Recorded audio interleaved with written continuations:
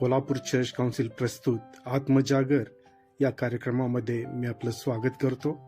पहिल्यांदा ऐकूया एक सुंदरसं गीत.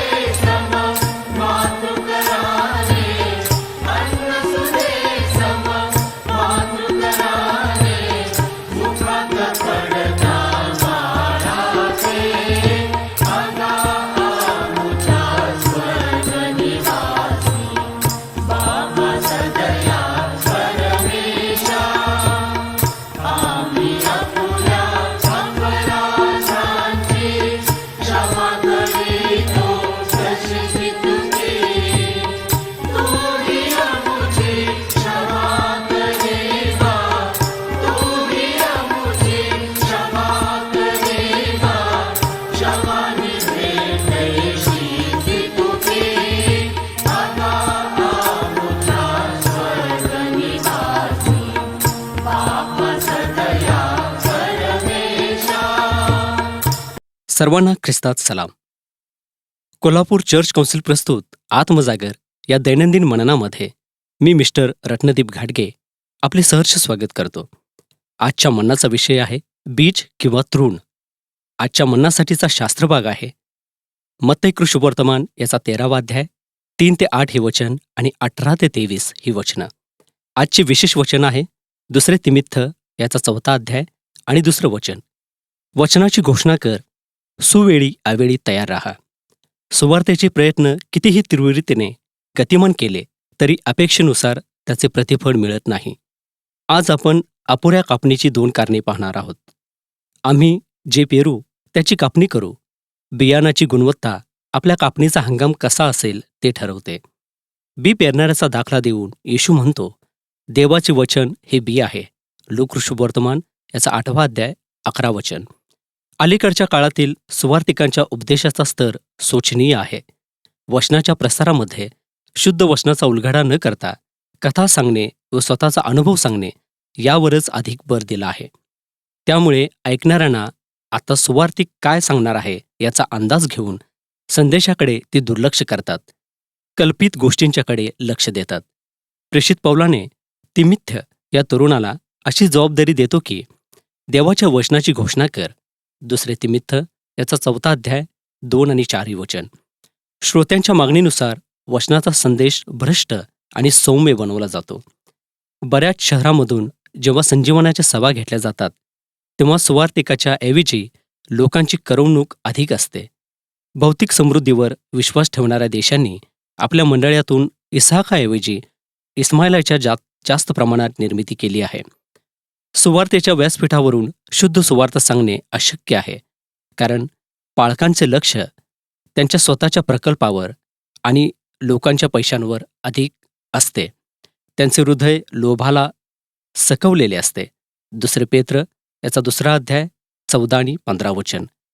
जरी चांगल्या बियाणांची अत्यंत गरज असली तरी चांगल्या हंगामासाठी तेवढी एकच गोष्ट पुरेशी नसते. जमीन कशी आहे हाही एक अत्यंत महत्त्वाचा मुद्दा आहे. पेरणाऱ्याच्या दाखल्यामध्ये येशूने वेगवेगळ्या 6 प्रकारच्या जमिनींची यादी दिली आहे. वाटेवरची जमीन, खडकाळ जमीन, काटेरी कुंपणात अडकलेली जमीन, 30 पट पीक देणारी जमीन, 60 पट पीक देणारी जमीन आणि 100 पट पीक देणारी जमीन. मत्ते कृषीवर्तमान याचा 13वा अध्याय 3 ते 8 ही वचन. तरी आपण सुवार्तेच्या कामामध्ये आशावादी असलो तरी आपण जमिनीचा पोत कसा आहे हे सत्य जाणून घेतले पाहिजे. प्रत्येक ठिकाणी सकारात्मक परिणाम दिसला नाही तरीही आपण निराश होता कामा नये. या बाबतीत मंडळीमध्ये सुद्धा थोडासा ढिल्लेपणा जाणवतो. ख्रिस्ताचे सेवेकरी पोहोचण्यापूर्वीच सैतानाचे दलाल लांब लांब ठिकाणी पोहोचलेले असतात. वचनाला पहिला अडथळा होतो तो जादूगिरी करणारे आणि भोंदूगिरी करणाऱ्या लोकांकडून. पहिल्या मंडळीच्या प्रारंभीच्या सेवेकऱ्यांचा जो मुकाबला झाला तो जादूगिरी करणाऱ्या लोकांच्या बरोबर. प्रेक्षितांची कृत्ये याचा 13वा अध्याय 4 ते 8 ही वचन. मिशनरी पौलांच्या दृष्टिकोनातून ही गोष्ट अशी आहे. विश्वास न ठेवणाऱ्या लोकांची मने या युगाच्या देवतांनी आंधळी केली आहेत, अशा हेतूने की देवाची प्रतिमा जो ख्रिस्त त्याच्या तेजाच्या सुवार्तेचा प्रकाश त्यांच्यावर पडू नये. दुसरे करीत याचा 4था अध्याय 3 आणि 4 ही वचन. आपल्या तळमळीने प्रार्थना करायला पाहिजे. प्रभूने या क्षेत्रामध्ये लुदियासारखे विशाल मनाचे करावे. प्रेषितांची कृत्य 16वा अध्याय आणि 14 वचन. आपल्याला एक अभिवचन देऊन ठेवले आहे. हे महान पर्वता, तू काय आहेस? जरुब्बा बेलापुढे तू सपाट मैदान होशील व तो त्यावर अनुग्रह असा गजर करीत कोनशिला पुढे आणेल. जखऱ्या याचं पुस्तक 4था अध्याय आणि 7 वचन. आपण प्रार्थना करू. पवित्र पवित्र पवित्र सेनाधीश परमेश्वरा, स्तुती धन्यवाद तुझ्या नावाला प्रभू परमेश्वरा की तुझ्या सुंदर वचनामधून प्रभू परमेश्वरा तू आम्हाला बोध करतोस.